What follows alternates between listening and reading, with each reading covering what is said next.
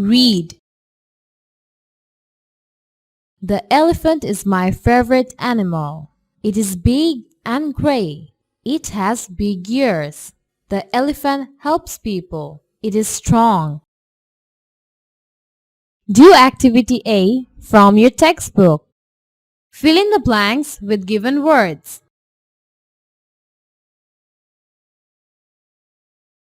Big and gray. Big helps people. Strong. Prepare to write about your favorite animal. Answer the questions in your exercise book. What is your favorite animal?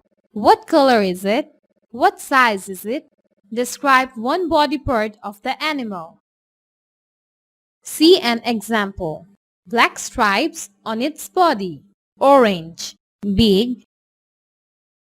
Prepare to write about your favorite animal.